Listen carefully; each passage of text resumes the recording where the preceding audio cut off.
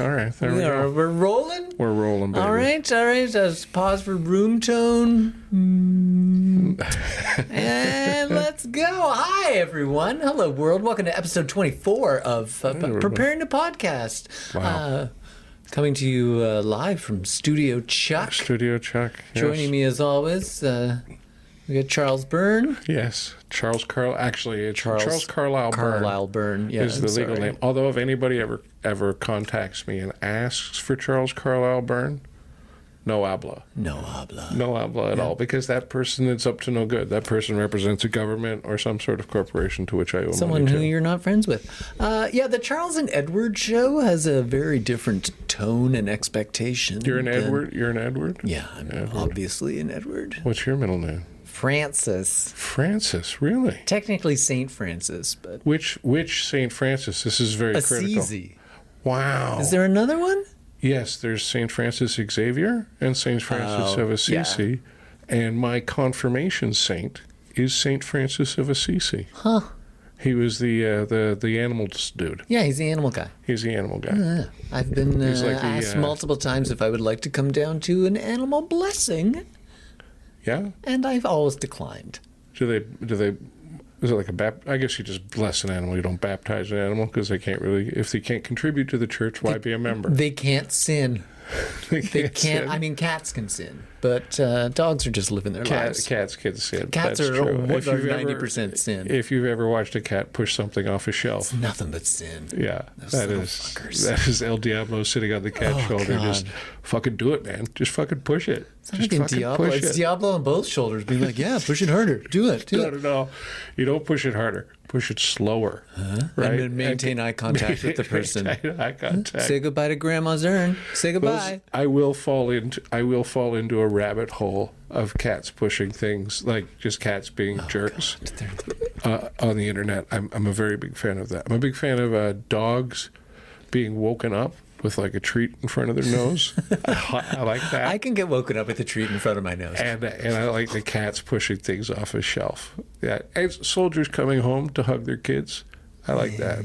I like that. Hey, 10 minutes of that, you cry it all out. You can keep cramming down your anger for the next couple of weeks. That does nothing to me. No, it does nothing. No, soldier coming home and their dog realizing it's them, that gets me excited. But just your kid? Oh.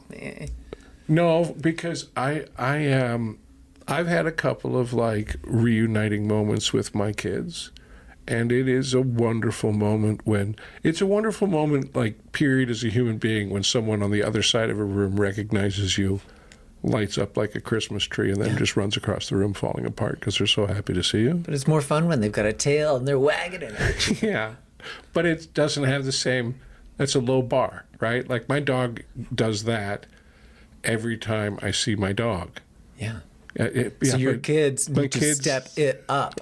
Well, the level of expectation, I'd have to be away for a while at this point for my kids to be excited. Or I'd have to be coming home from a trip with like large bags of things for them treats. That they're excited about. Everyone responds to treats. Everybody does respond to treats. Everyone loves some treats. It's been a big week. Lots of stuff has gone down. We survived our first long weekend of the so-called summer. The Victoria Day? Yeah. Is it still Victoria Day? It is to me. It is to me as well. But I'm an ardent monarchist, so it's a lie. It's 100% a lie. Now, do they do it in Quebec, or do they do something else in Quebec?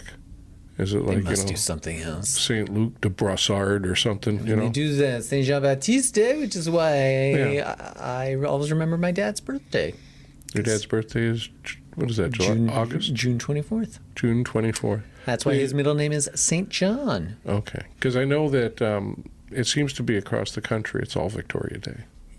Or something. Well, because in August, the August one the August long weekend at the beginning of August is kind of different. It's BC Day in BC. It's Simcoe Day in Ontario. Which no one ever refers to it as Simcoe Day. What do they refer to it as? The August long weekend. it's the no frills off brand August long weekend. We just wanted a day off. We don't care. It's one of those long weekends where most people who are taking time off already are like, nobody's planning on going into work on that Monday anyway.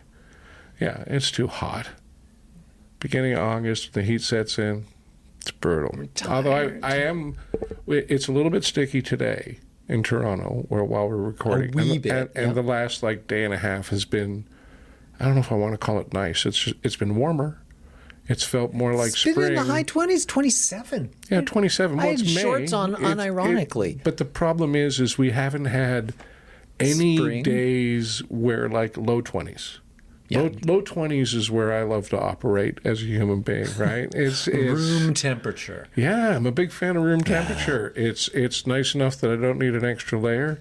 Not so nice that I have to stay out of direct sunlight to prevent, pits.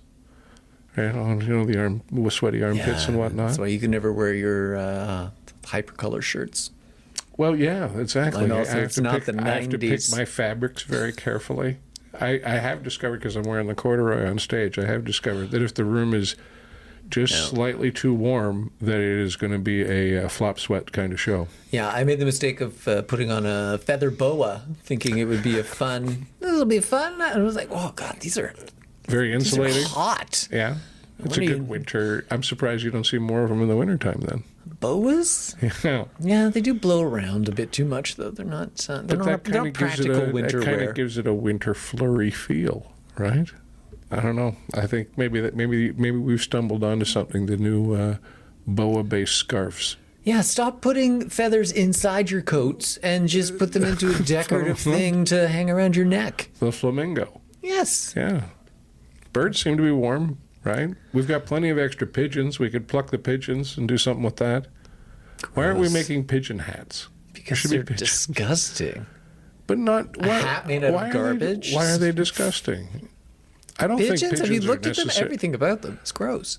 Well, everything about where a They're just pigeon lives, poor man's doves. and I would say underneath a pigeon, where a pigeon lives, is disgusting. Because with all the poop, the constant poop, they're not worried about their poop. Because there's a lot of pigeons in my apartment building, or around my apartment building. But I will say that the pigeons themselves seem to be very tidy and clean. I don't know. I just get tired of watching horny pigeons in the. Oh, do pigeons fuck? Oh yeah. I guess yeah, they yeah. must. There's a lot of pigeons. Oh yeah. There's just do. a lot of. I do wake up because there's like a curve on the outside of my building, and they haven't one of the windowsills just has just enough, it's like a 3-inch wide Like we can live here. ellipse of space on the side of the building, and there'll be 40 pigeons all bumping each other along to try to stay on this tiny little thing, and it's near my bedroom window, so I do occasionally wake up to the. I can't really do that. Can you do The sound of pigeons pigeons. fucking. yeah, That's it's terrible. I can do it, but that's was more not fun to it. listen to you do it. It's as bad as my accents are. Yeah. Fair They're enough. all Except we won't get complaints from pigeons. no. Well, you might. I don't know. They'd be coming in by pigeon. By carrier By myself. carrier pigeon. Carrier me. I wonder if the pigeons ever call their UPS guy and just be like, Guys, right? where's my stuff? Little help, right? Hello? They could totally help you out. The big story that broke today, actually, even though this will be coming out on Monday, the big story that maybe by Monday they will have already taken over Cuba because they unsealed. The news cycle moves fast. They've unsealed. I don't know why it was sealed. I don't know why it was a secret, but they unsealed. It was probably because my guess is it might be an old indictment. It just makes it sound more exciting to say that you unsealed something, like That's you took true. it out of an Egyptian tomb. Well, what I found amazing is I happened to be watching the news when this story. They actually did the breaking news. They broke in on their programming. They always say breaking. It always says breaking news. Breaking Whatever the news. hell they're talking about. Indictment on a 30-year-old case. Yeah, exactly. Oh, finally. But they It's keeping me up at night. the two things that I found amazing, is they unsealed this, they did this, but then immediately, as it still says breaking news on the screen, they already have somebody to talk to. right? There's already an expert there who's talking about this. There's already somebody commenting from, he was like a relative of one of the people that was on the plane that was shot down. They've already got these people lined up. How breaking is this news? Somebody must have given them the heads up because they had time to line up guests before they actually broke the news. Yeah, breaking news is no longer someone slipping you a piece of paper while you're trying to do the entertainment. Wait a minute, whoa, something just came in from the... Yeah, it's not. It's all lies. I guess it's breaking for us, but not for them. No, they just had to try and make it more exciting. I just thought it was kind of BS because, I like the scramble to find somebody to talk to, and like of all the wonderful things about 9/11, the best one was probably the news coverage that day because they really stepped up, right? Anytime there's anything happening live, like I watched Columbine live, and it was maybe the wrong choice of words, hilarious to listen to all the newscasters try and do color commentary when they had no idea what's going on. Yeah, you're trying to fill dead air. It's like, is that a dead teenager in the window? And yeah. And that's the problem is they only ever have like 3 pieces of information to actually give you, but they've got to make those 3 pieces of information last for the next 8 hours. Yeah, Columbine was fun to watch. The OJ chase was fun to watch. My sister and I watched most of that. But the great thing about the OJ chase was it was so slow. But it kept on changing, right? Like he was rolling through different neighborhoods. There was all of a sudden there's people with signs. Then there was the speculation, where is he going? And then the answer to where he's going. Like it played out like a proper, it was Los Angeles, right? So they know how to properly produce television in Los Angeles for the purposes of even the live event stuff. They're good at it.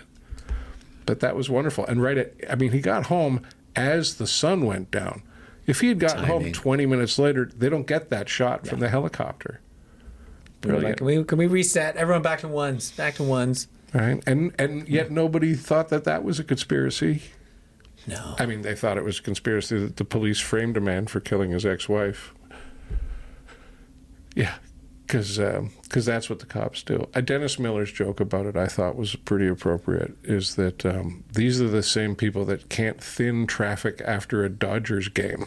Oh, cool. Mark Furman died today. Yes, yeah. Mark Furman died. Furman died. So I guess sad racist cop is dead. Let's all raise a glass to Mark Furman. What's really interesting about Mark Furman is that initially he kind of denied that he was in any way racist at any time.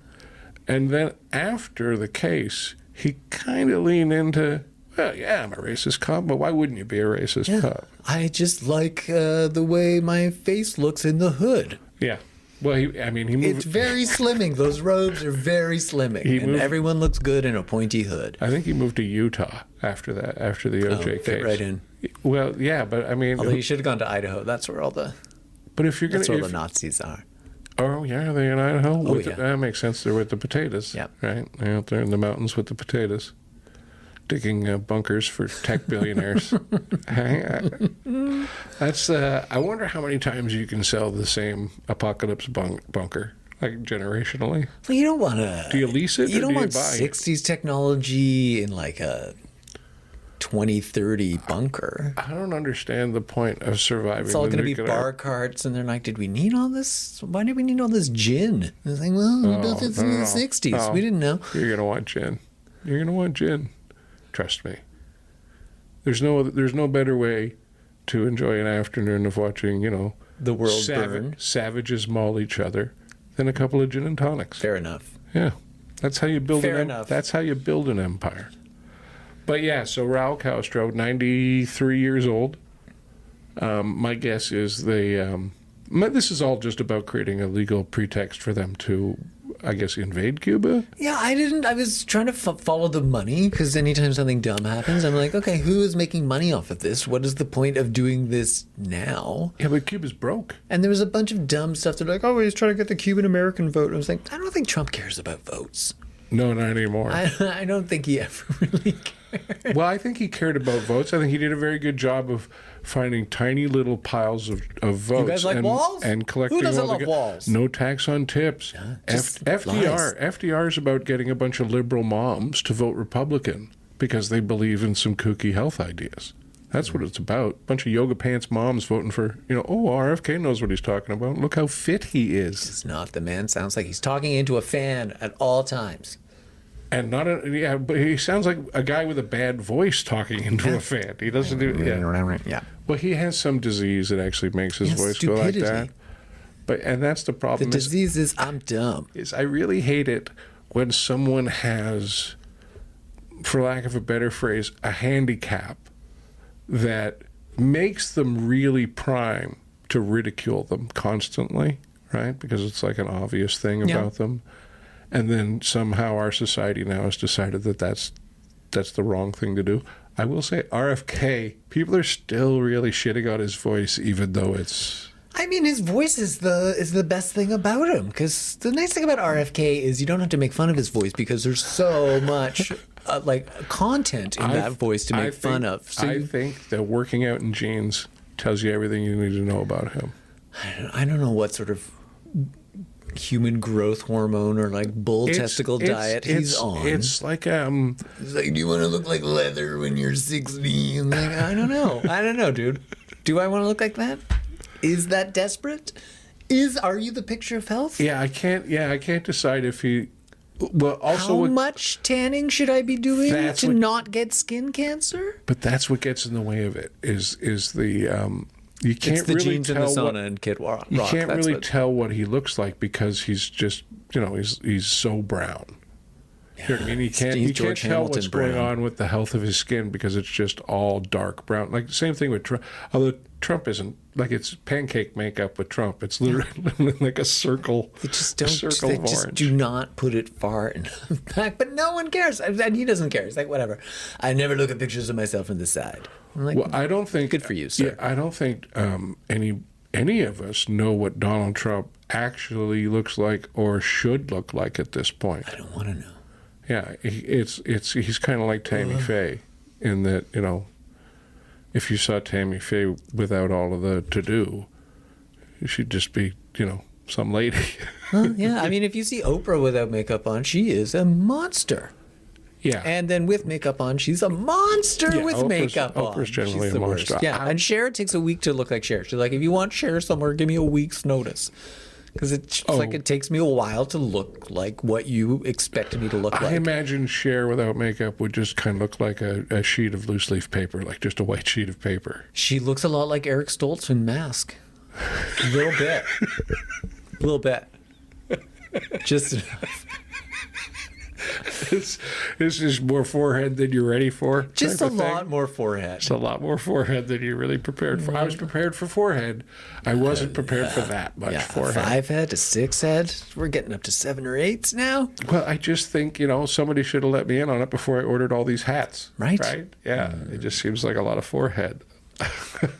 I would like to see Dolly Parton without makeup because my guess is she'll still look like Dolly Parton. She's another one where I'm like, I don't know if I would recognize... Like, if it wasn't for the breasts... Well, the breasts and the wig. Like, how many, 80-year-old women with just gigantic breasts? Like, if she had none of her stuff on, I would still be like, I don't know, this could be Dolly Parton. That's the thing, though, is think of all of the women in the 80s who got their breasts done when they were in their 40s, right? Boobs are starting to head south. 1980s was prime time for, hey, you want a chest full of silicone. Those women are all like late 70s, almost 80 now. Head down to Florida, man. You'll see them. They look like a moccasin with a couple of tits attached to it. They do. Just a shiny little moccasin with bleach blonde hair and just a fabulous set of tits attached to a skin skeleton. Oh, bless. Yeah. Wonderful. But I think bad time to go on vacation in Cuba. Bad time to be in Cuba generally right now because Venezuela America cut off their Venezuelan gas supply. What are we going to do? Well, that's the thing. I'm curious what the next step is because I imagine they're going to do another Venezuela, but I still don't understand. Where's the money? The mob. That's the thing. We were informed it was the mob. I don't understand what America is demanding of Cuba. No one does. And that's the problem. right? Like, I don't know what they were demanding of Venezuela. They just kind of kidnapped Maduro and then just declared victory. Let the vice president take over and said, "Oh no, everything's fine now." Everything's fine now. And they just don't want to talk about it. And I will say, credit to Donald Trump is that he keeps doing these giant world events that you'd think would require more than 8 hours of conversation about. And then he just fires up another thing. Yep. He's like, all right, Move it well, I'm on. going to invade Iran, but you know what? People are going to be really pissed off about me painting this reflecting pool I'm going to distract blue. them with the reflecting pool. It's genius. The reflecting pool got just as much time as the Iran war on the news. Well, yeah, because people think Iran is make-believe, but they know the reflecting pond exists. They saw it in Forrest Gump. Forrest Gump. Yeah. Jenny! And Jenny just ran right into it, hey? Right into it. She's a beatnik. She doesn't care about, She did not care. It's a public park. You shouldn't be running through that water. One of my favorite, this is related to Forrest Gump. I watched the Martin Short documentary on... Oh, Marty, which Life was is Short. lovely. And him is lovely. and Forrest Gump just doing lines from Forrest Gump with each other. Yeah. Surpassed. Like, this made my day. There is some very good home movies in that. There's some wonderful home movies in there. Yeah, and I certainly for me the so much of it kind of happening at his cottage in Muskoka. Yeah. It's nice.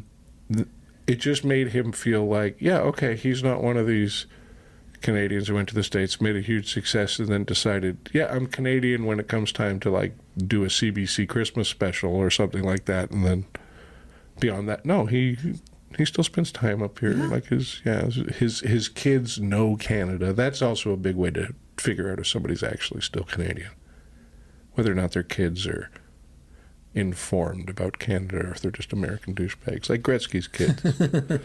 Just a couple of bunch of douchebags. Just a bunch of trust fund American douches. Yeah, they're no good at all. So I would say comeback of the week this week got to be Ebola. Yeah, I did Right? not see that coming. I don't Good think, for you, Ebola. Just when we think it's safe to eat diarrhea and lick someone's bloody tears, you're there to be like, hey, no, this might not be a wise idea. I will say this, that Africa just can't catch a fucking break. No. There's no situation, there's no news you ever get out of Africa where it's like, joy discovered, right? Harmony found. Happiness. No, it's, Ebola. And, there's like 600 cases now. Some guy in Canada is being tested because he went to East Africa. And, You fool. yeah, it's never a good time to be in Africa or visiting Africa. It just seems tough. I mean, if you have I had the colonial experience when I lived in Africa, so it was That's nice. what I mean. was Like, nice. how horrible is it pretty good. that the French it. take over and colonize? I mean, how bad are things going for you when the French can colonize your country and your culture? I mean, it was the Belgium. It was the Belgians who really, they're like, oh, you want atrocities. Why don't I chop off everyone's hands? I think the Belgians understood that they were going to have a very, very short amount of time at the top of the pyramid when it came to world power. They really went hard. They're like, nobody knows us for anything except mannequin piss, mule frites. I guess it was just the miracle of the machine gun, the Gatling gun. That's kind of what let them run rampant through Africa. Any gun. You show up railroads in and Africa guns. with even the world's oldest musket, and all the chiefs are like, well, what are you doing with that? Okay, and then you pack it in. All right, and then what happens? And then, okay, and then, oh, you killed Barry! Oh, I wouldn't have watched you do that for 20 minutes, but I knew you were going to kill Barry. I was going to say for a second when you said Barry, I defy you to actually name an African guy named Barry. And then as that thought was formulating in my head, I was like, Barry Obama. He's from Kenya, right? There you go. There you go. Barry Obama. But yeah, Ebola's back. So wash your hands, everybody. Yeah. Make sure you wash your hands. And probably you don't want to be looking at Africans this week. Yeah, not this week. Not this week. And hantavirus seems to be on the decline now. That was also another very short-lived apocalyptic. I think the hantavirus people are still in lockdown. They're still protesting the fact that they do not want to wear masks. There was another hantavirus. A bunch of people protesting something that is not happening. They're like, we're not doing this. I'm like, great. No one is. But we're not doing this. It's like, okay, see you next weekend, guys. They just need something to do on the weekend. They're just LARPing. They're just having some fun. What bothers me is like oftentimes when I see people that are like that incredibly stupid, they like arrive at the protest in a Mercedes-Benz, and I think, how is it possible that someone so clearly, willfully ignorant of everything in every way? They had a slip and fall, and a lawyer saw it and got them some money. I got to slip and fall more often. Yeah, I have too much balance. My equilibrium is just impeccable. I got to shove a meat thermometer in my ear or something like that. Pop my eardrum. Yeah. And do it. I just need more displays to collapse on top of me. It reminds me I got to get out to Costco. Be buried in Kirkland products. I can think of worse fates than being buried in Kirkland products. Well, as long as they keep bringing like samples to you. It's like, I'm going to be down here for a while. I don't do the samples. I never do the samples at Costco. Mainly because I find them to be choke points of traffic. Oh, I don't know. Right, because usually they only have the samples out when it's like busy times, like Saturdays and whatnots, and it's already an annoying place to be at Costco on Saturday, right? Like, because people show up with their 4 kids and their nana, and they're treating it like it's the county fair. Hey, let's go buy chicken. So they're just, they're standing 4 wide in the aisle and they're wandering through. Take them out. Look how tall these aisles are. Do you have a card? I do have a card. Oh, there you go. But I just like to work very efficiently at Costco. Now I don't do hard target. I will do the zigzag. I will cover the entire store. I don't like to miss anything. You don't have a list. You have a list, but you are open-minded. I have a list, but Costco's also one of those places where like there's a lot of things in the middle of the store. I didn't know I needed the world's best croquet set, but the last time I was in Costco, I got a really nice croquet set, but that was also 20 years ago. But if you went back the following week, no guarantee that the croquet set's going to be there, right? Like that's the thing. I bought like 4 of them. But there's a bunch of stuff like that I've walked into Costco not expecting to buy, and then I saw the product and I was like, oh, that is a useful product for my life. I have a cart, a collapsible cart that I use to take down to the parking garage. It's wonderful. It's heavy duty. It's heavy duty enough that I can get drunk. I feel like we get into the cart. Like we're looking at it, but it's not actually there. It is there. It is there from my angle. Oh, there you go. I can see the front. Well, you can't. You can barely see it because it's collapsible. It's collapsed. One of its wonderful features. How wonderful! Yeah, so it doesn't take up a lot of room in the apartment. No, it certainly does not. I barely saw it. But anyway, I find there's some things I will do the hard target at Costco. The grocery store, I will just go where I'm needed in the grocery store. Because if I wander through the grocery store, I will buy more than I need. Just everything in the cart. Wee. Yeah, I just, I'm limited by what I can carry home. That's my... Oh, yeah? That's smart. Yeah, so I just go 3 or 4 times a day so I can just... Get on my treats. Well, get my snacks. There is a convenience store in my building. There is? Yes, there's a convenience store in the basement of my building, and it's the. Fortunately, I'm cheap. If I wasn't cheap, I would live like a shut-in and just I wouldn't have to go for things because I could get the off-brand equivalent from the convenience store. They went to Costco and stocked up. There is a lot of Costco merchandise in the convenience store in my building. Yeah. There's a lot of stuff where I think I would be paying 1/3 of what I'm paying right now if I was willing to get in my car. But you'd be annoyed by all the families in Costco. True. So and also it's it's like open at 11:00 p.m. on a Sunday night. It's I guess it's like an immigrant family, and God bless them because they're willing to work all the time. Oh. Yeah. Love it. I'll be working for them someday. Yeah, we all will be. We all will be. I wonder, though... yes? What do you wonder? Well, I'm wondering about Cuba. Everybody's already canceled all their vacations over the last few months. Like all the have they all been shut down, all the resorts? I don't know, but it's probably a pretty good time to get some deals. Yeah, I'm just wondering, would you vacation in a war zone? I have, I have vacationed in war zones. I have been not necessarily war zones, although I was just on a plane in Angola while we heard the civil war happening, and we're just like, so we're just like picking people up and then we're taking off again. Is that what's going on? Because I can hear guns. So this is kind of weird. Moderately disconcerting. Yeah, and I was in Egypt like a week after a bunch of tourists got mowed down. But I'm like, what are the odds it's going to happen 2 weeks in a row? I saw a thing about a guy that's what he did is whenever something happened, like a terrorist thing happened or whatever, a big event happened, he would go there afterwards because A, you'd get a good rate. You get great rates. There's you get nobody great rates there. on the hotel, and everybody has stepped up security. They're also really happy to see you. Yeah.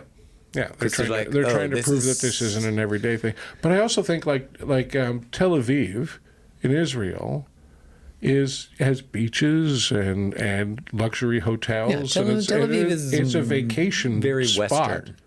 And, it's lived surrounded by war the entire time it's been there, pretty much. So I guess, people party no matter what's going on. Not going on vacation to Tel Aviv. Have I been to Tel Aviv? No, I haven't been to Israel. I waved at Israel. We got like close to the border, and we're like, all right, we're going to stay on this side because it's cheap. Yeah, I'm like that. Yeah, like I would rather drink in Quebec than Ontario and just look across the river in like, Ontario. Hey guys, how's it going? I can drink longer into the night, and it probably won't cost me as much to do it. And I find the French very, very... better when you're drunk? I do find them, they're certainly more tolerable. Certainly more tolerable when I'm drunk, but also I find that They probably feel the same. Better late-night drunken food options. Steamies. Yeah, steamies, but just everything. Like all of their... Like Montreal was one of the first cities where I lived on my own when I went to McGill. Ooh. And it was Vancouver... back in the day was terrible for late night food. Like it was just terrible. You couldn't get food delivered. But Montreal was like, even at 3 o'clock in the morning, there were multiple options as to food you could order. And this was pre, internet DoorDash, all of that kind of stuff. This was more La Pizza. Yeah, it was like Buddy's cousin driving all over town, dropping off club sandwiches and steamies. That used to be the thing. But it was also, I was going to McGill, right? So there was a whole industry of late night steamies, pizza, and club sandwiches. Little. We did have a delivery service in Guelph that would like deliver beer and stuff. And that was the only way I could get beer when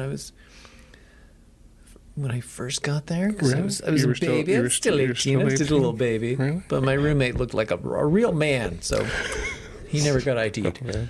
Like, you got a full beard, sir. Yeah. Or we could also ask someone else. We also had a lot of pizza. That was on our meal card. So it was. Oh, yeah. We were just constantly ordering. They had like a pizza kiosk at the student union or something? You would just call the pizza and be like, yeah, I'm paying with my meal card. Really? Yes. Oh. So much pizza. Yeah, I remember... Not great pizza, but lots of it. Yeah, that's pizza. Yeah. Pizza. Well, their big thing early on was... Twins. Buy one pizza, get another pizza. It was all in one box. 2 for 1, but the other big thing was that they were the first was like 30 minutes. They were going to get you your pizza in 30 minutes. Domino's was the first. They were the ones that. But in Canada. That. But this was before Domino's was really in Canada. Domino's, Domino's used to be... You got to avoid the night. They were running red lights and crashing into school buses to get your fucking pizza. I just can't believe that they used to do that. Like, it was a guy on the phone, half paying attention, writing down your address, and the pizza would still get to you. Yeah. We had nothing but a phone number and an address. And it would still get to you. Magic. I don't know if it's magic so much as you're just asking the guy. I mean, the guy's there on the phone taking pizza orders all day. I imagine it's not a complicated process. It's very complicated these days. The number of guys who can't find my apartment. Oh, yeah. But with the GPS. But now you're dealing with people that don't know your neighborhood. You're dealing with people that are following instructions on a phone. I have to go outside and I have to wave at them so they'll come and... Yeah, but you're dealing with people that, see, it used to be when you ordered from your pizza place, they're only delivering within like 6 blocks of their pizza place. So the delivery guy who's been delivering pizza for him for the last 26 years. He knows every square inch of that delivery area. He knows exactly who he's, like, I don't know if you've ever lived somewhere where the same guy's been delivering your food for a while. No. No? No. I have one of the places that I order from on Skip the Dishes does their own delivery. And that's what it is. It feels very old school. It's like I think he's the owner, or he's like the owner's brother-in-law. He's an older guy, and it's the same guy every time, which is nice because I get the feeling that I'm supporting a small business. But also, it's creepy because this guy knows all the garbage I'm eating. Right? I feel like he has too clear a view into my secret binge eating. He's not a doctor. It's not like he's like, oh, this guy ordered too much. No, but I still worry that I'm going to take a slice out. That the judgment I'm passing on myself, others are also passing on me. Right? Like yes, paranoid self-esteem. That's an excellent way of putting it. It's an excellent way of putting it. Yes, I'm so self-involved that I believe everyone is thinking about me, but I also believe that they're all thinking bad things about me. Wow, that is an insight. There you go. That's your next album title. Into the terrorizing nature of my existence. Oh, I noticed this. What? What did you notice? This was I just thought it was both kind of funny and amusing in its own little ways. Donald Trump made a big hoo-ha about his trip to China. Yes, and then Putin went and got exactly the same. I thought it was all AI. I was like, these are the same kids waving in exactly the same way. Not only did he get the same, grand spectac or whatever level of spectac they got, Putin actually signed a bunch of trade deals. Like he didn't get the big deal that he wanted. He wanted some big deal on big pipeline. Yeah, I think it was a pipeline deal or something like that, a gas deal.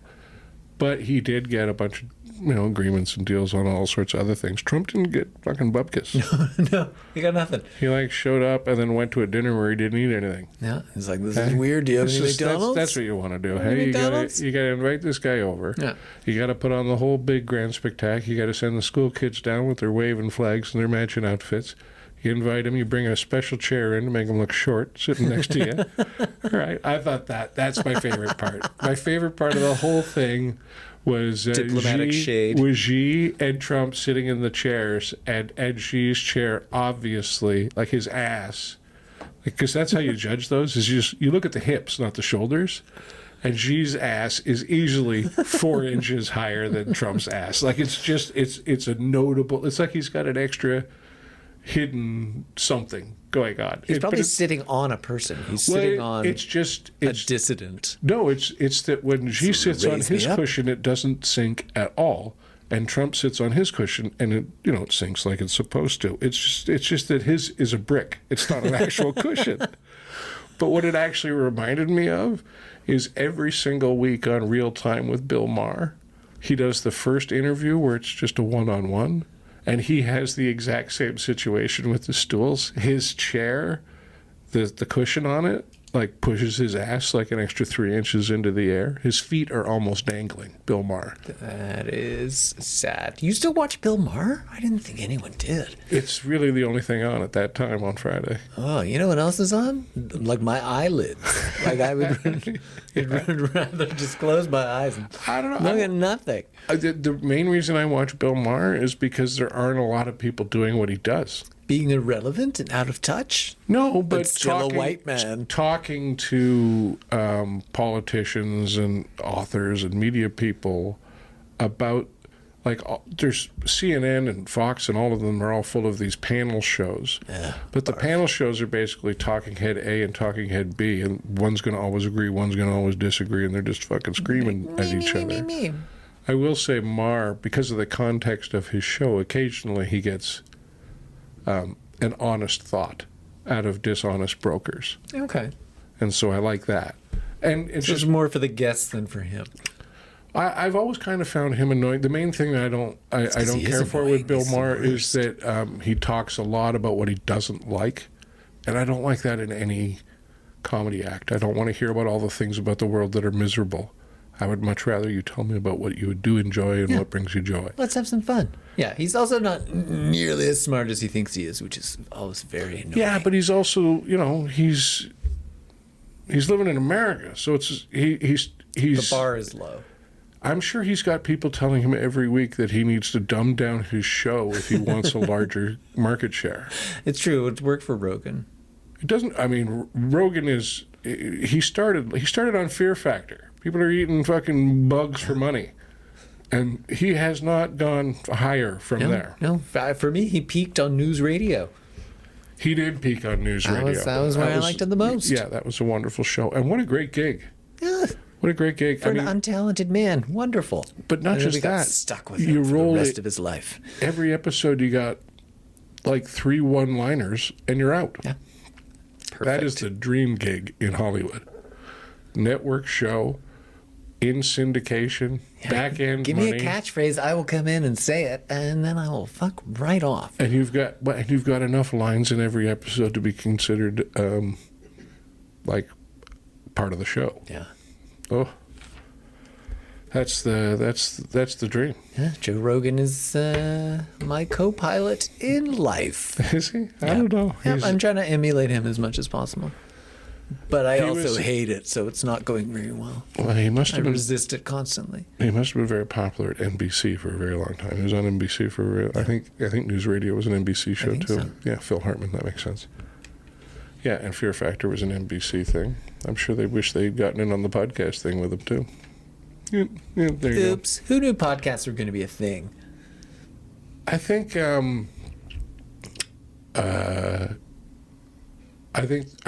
what's the thing that podcasts have shown is that production quality is not involved in content. That's what TikTok has shown us. Yeah, it's that. Well, the level of production quality kind of seems like entry level, and then all right, you can try to win an Oscar, or, win some sort of award or something, but that's it's a level. It's a level. We can't win awards until there's some sort of neon sign in the background. There has to be a neon sign, and there has to be a plant. Do we need a plant? Yeah, I have been thinking about getting I don't know, but do we need a real plant, or do we need an artificial plant? No, an artificial one we can dust.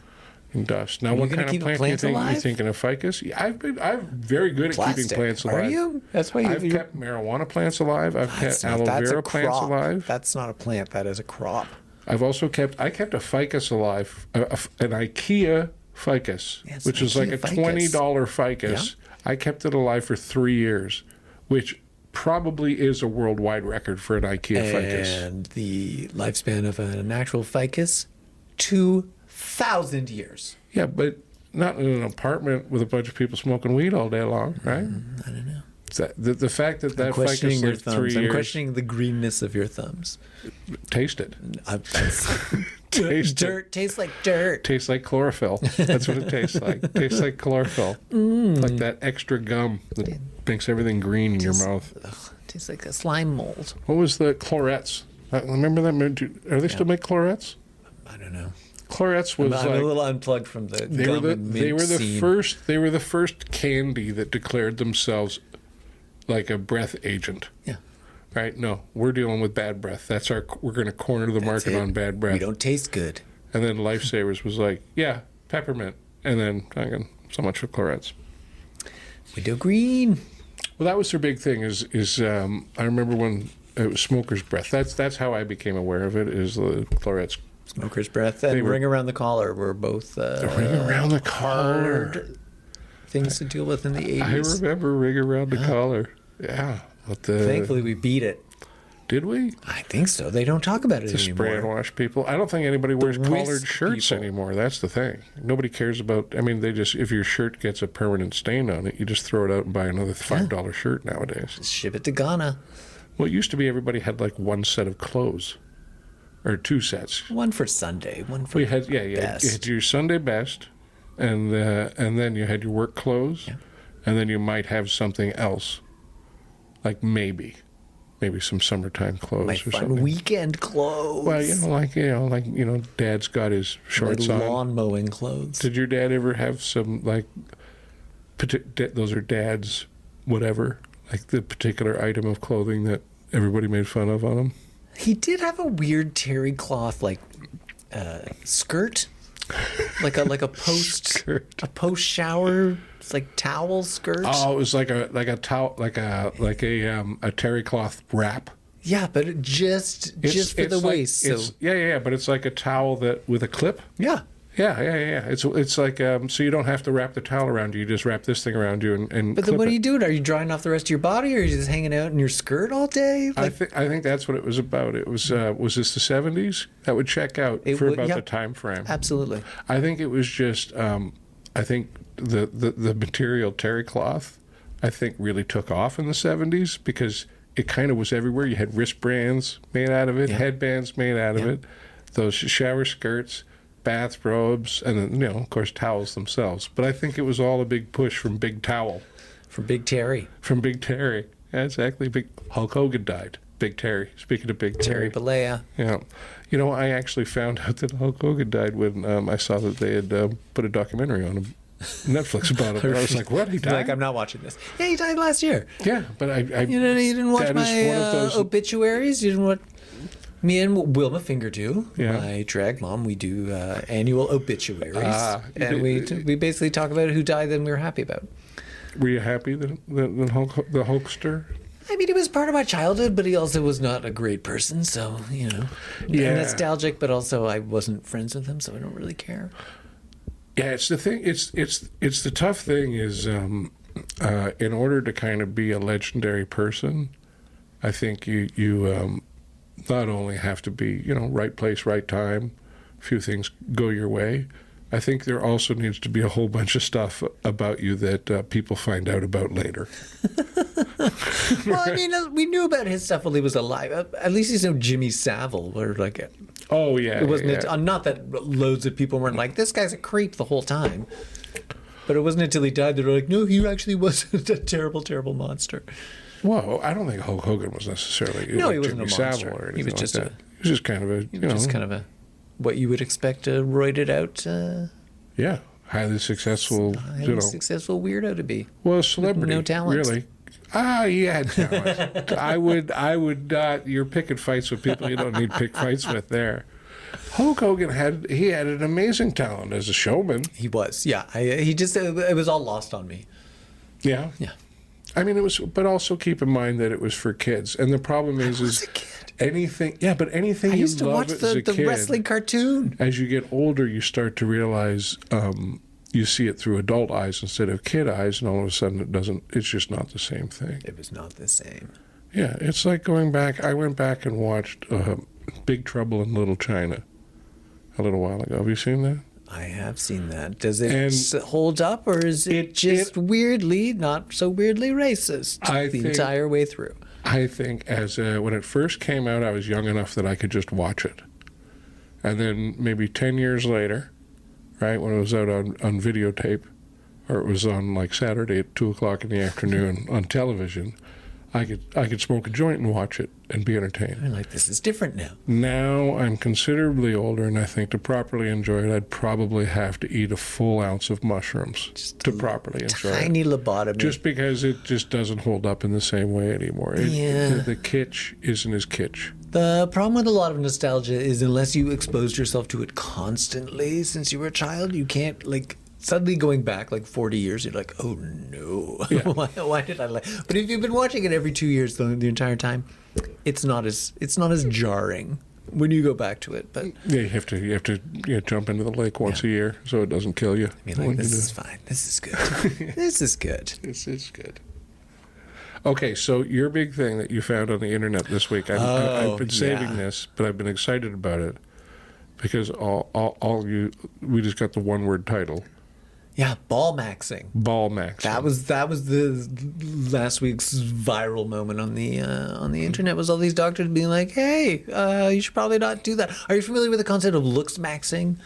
Yes. Now, I did kind of figure that this was obviously like an incel manosphere. Well, I just figured it was the maxing thing. The maxing thing seems to be kind of the great grandchild of metrosexual. No, it's where metrosexual and incel culture meet. Yeah. Essentially. Yeah, okay. I realized I did a deep dive on incel culture, and I was quite disturbed by how much... They have a culture now? I just thought it was a bunch of kids that couldn't get laid. No, the amount of terminology from incel like I guess if you're stuff not that is getting laid, you got a lot of oozed. free time to come up with lingo. It's not good. So yeah, looks maxing is basically like I want to look hot, and so I want to look hot. I want to look hot. All right, I that's a wanna good look goal. Ball maxing is I want to look hot by having gigantic balls.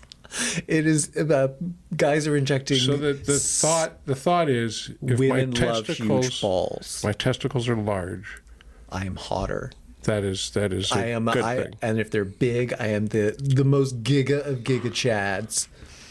Really? Yeah. So See, now- so now saline don't you run or into surgical the- lube. But don't you run in? And they're injecting into Into their Into their the scrotum scrotum. rather than into their testicles. so Just it's that more would of really a sting. big bag thing than It's a a big really ball like thing. big scrotum. You can also get Botox on your scrotum. Scrotox. If you were concerned about how Scrotox. wrinkled, Hang on. because I know Let people me have been see- talking about how wrinkled your scrotum is. Let me savor But the if you moment wanted to- of scrotox. Scrotox. Just let's not blow by that. Let's just savor the moment of scrotox. Well, they're also marketing it as like Brotox. It's like Well, Botox and for bros. it's bro anything. Bro anything is It's like Brotox. bro's just a Scrotox. way to get. If you don't have a girlfriend to spend money on, how about some your bro? saline in your scrotum? Yeah, and then your bros can be like, A "This question: is very attractive." What is the goal of Scrotox? A non-wrinkly bag? Yeah. But I always thought that the wrinkles in your bag were that was temperature control. Yeah. You've got two sets of So- muscles. You've got your scrotal muscles that are moving things around, and then you've got these muscles that move your testicles up and down. Okay, your hand gestures like are that? confusing me. And then you got my hand right under there. All right, just get making right sure in there. they're okay. Get right in there. All right. Yeah, cremasters, Is it weird that dartos. I know all that those I could names. feel your fingers when you did that? I That's- mean, yeah. one of these hands is fake. Oh, That is wonderful. my secret. That is I always disturbingly look like wonderful. I've got two arms, Yeah. but one of them is all that's fake. That was when I figured out that the magician's hand on the when they're holding up the little curtain with two hands, right, and they drop and that the other hand was fake. What? Man, that Oh, was, you ruined all magic shows for me for all time. That was the best and worst magic show I'd ever been to. That the magician was shitty enough that I was able to spot things, made me feel Wait a wonderful.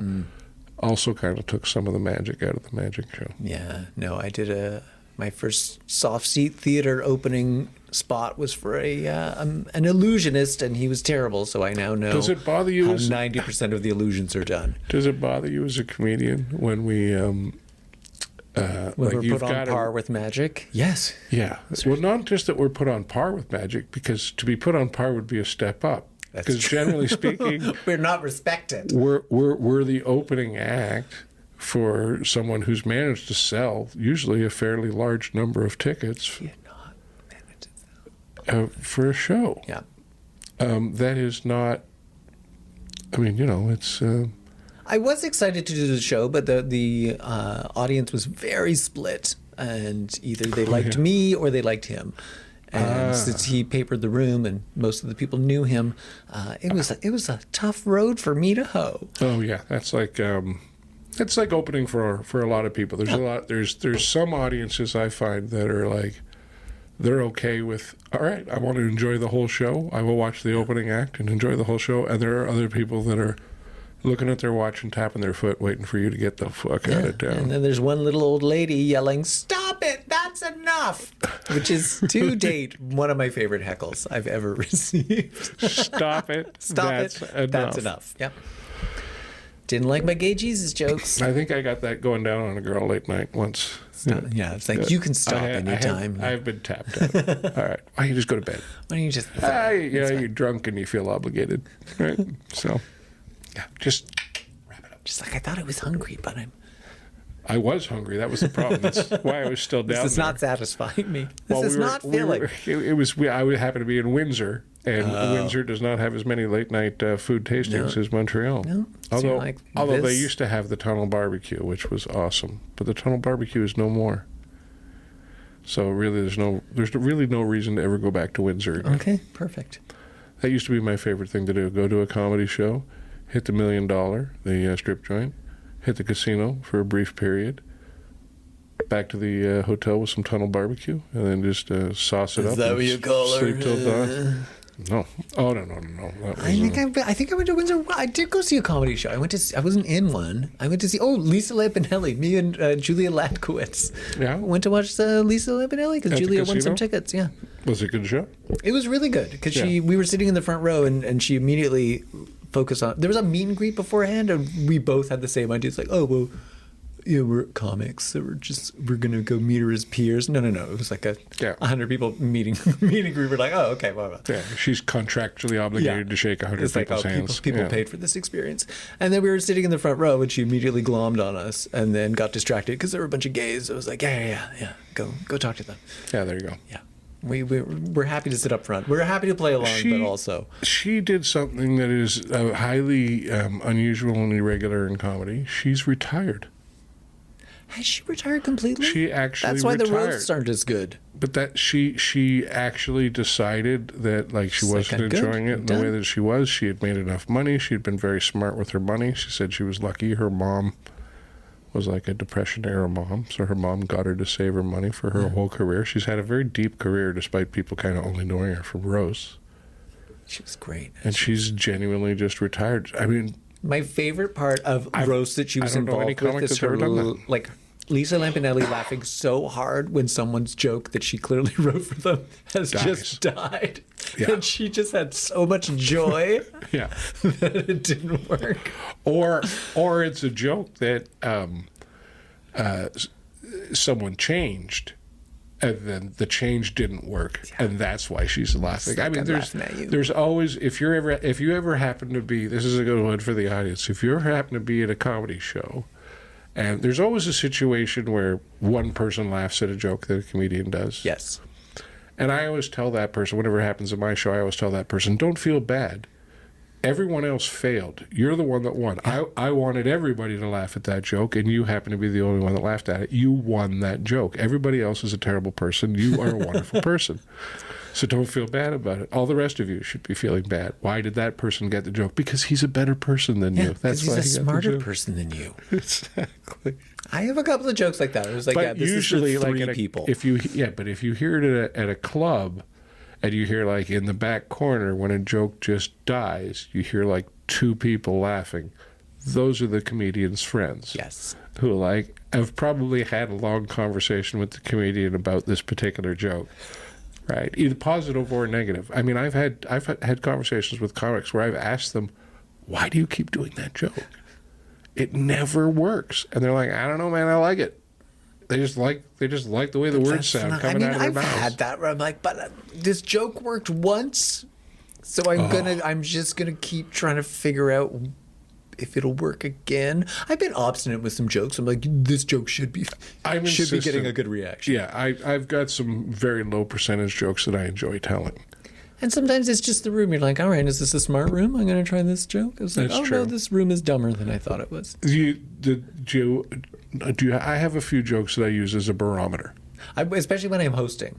Yeah. I'm like, all right, let's do something slightly smart. No, okay, let's steer away from that. Let's do something slightly dirty. Oh, you love that. Okay, Yeah, that's what you want. I do the exact same thing when I'm hosting a show. Is I try to do, usually in the first 10 minutes, I like to do something clever, something clean, something dirty, and something that could elicit a groan. Right, just something that pushes a little bit, even if it's just something really quick, just to see if you're good, what level of "hey, easy fella" you're going to get out of the audience, right? Because the audience will tell you where their limits are, and if you can find those out within the first few minutes, then you're golden. Then you got more room to play around. Well, I always treat hosting a show now as if the headliner is watching, I'm giving them everything they should need to know about what they're dealing with. Big if. It makes a huge difference. Huge difference. It's like I always whenever I'm headlining, which is usually almost always because I'm He's old. that guy. I'm old and I work with a lot of people that aren't very talented. There you go. That's how you become a headliner in Canada. Patience. Just maybe own a car.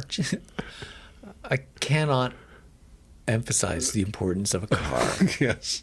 That was probably the best thing for my comedy career Points early on. It's like, oh, he's got a car. It's like, yes. Yeah. The headliners lift.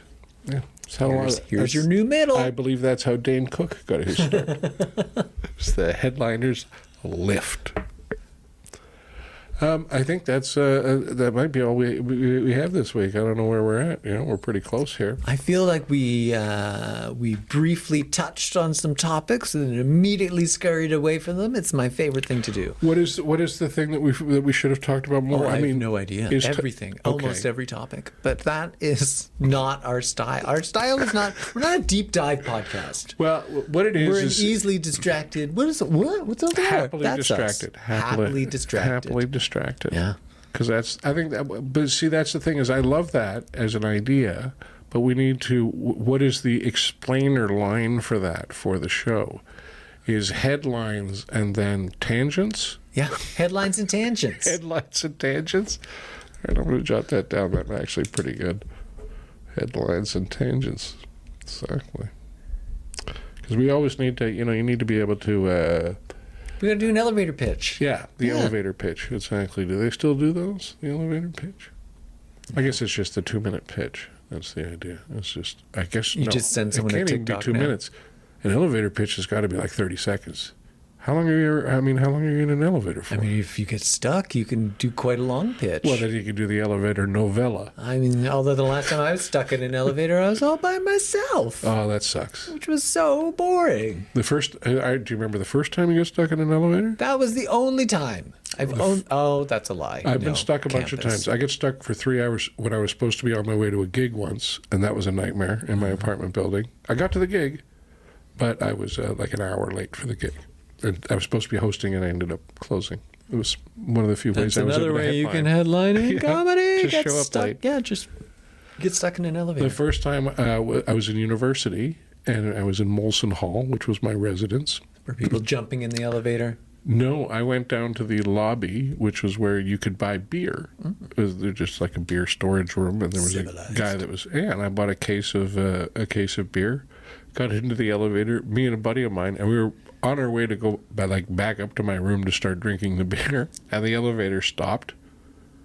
Like, at least we have all this beer. And so we just sat there and talked on the phone, and the guy's like, somebody will come and blah blah blah. We were stuck there for a couple hours drinking beer, and then soon after, peeing into empty beer bottles. That's perfect. Not necessarily, because then the game became we had to how big is my bladder? Exactly. And how big is you this have to bottle? start drinking beers to make room for the pee rather than drinking beers to enjoy them. That was what it became. I peed in many a beer bottle. That was the urinal of choice on family road trips when I was beer bottles? young. Yeah. I find the beer bottle doesn't have apparently- I need a larger top. Like I need like a juice. It's like a 3-year-old. Juice lid. I'm glad I don't remember any of this, but apparently my sisters used to fight over who got to aim me into the beer bottle. Because why would we stop? So someone could have a pee. No, let's just have some trauma that I can repress. And that is why I'm gay. Well, we'll add it to the list anyway. I mean, there's a lot of reasons. There's a lot of reasons. It's definitely not. But that's certainly up there. Yeah, not born that way. Just not born that way. Poor decisions. Hashtag not born that way. Not born that way. Suck on it, Lady is Gaga. a choice. Hashtag doing it to annoy you. Yeah, exactly. Hashtag groomer. All right, let's see if we can fill up the comments section. All right, I think that'll get a lot of attention. Hashtag groomer. I mean, Pride Month is coming, so there's a lot more exactly. just casual homophobia on Facebook. Is If you're there? like, where'd all the homophobia go? It's on Facebook. Guys. Is that where it is? It never left. I don't... Yeah, it's hilarious. Just a lot of me laughing at people's posts. I'm like... yeah, I don't understand Bible quote, laugh. Yeah, it's quite dumb. It's incredible how long they've managed to maintain, like, gay people as an other. Yeah. Right? Like, it's great. Well, all the youngins who are like, what? People don't like us now? It's like, it's way better when people don't like us. It's way more fun. We have way more fun when people don't like us. I would think, yeah. That's where all the good stuff is. Being an outcast is more fun, I would think. It's great. You don't want to be part of the big pile of everybody. No. All right. Boring. Come to the dark side. that's where we will be. Until next week, we'll be firmly planted on the dark We'll side. be on the dark side. And where can they find us? Oh, well, they can find us. Individually. They can find Mr. Ted Morris. Sorry, Dr. Ted Morris. At Dr. Ted Morris, right? You can find me at Chuck B. Jokes. That's where you can find it. You can find the podcast at Preparing to Podcast on YouTube and Instagram and the tickety-tockety talk-talk-tick. And other than that, you can just generally find us out and about. Yeah, we're just wandering around looking for snacks. I like to go outside, now that the weather's getting nice. Yeah. Maybe see if I can find a fluffy dog. I like fluffy dogs.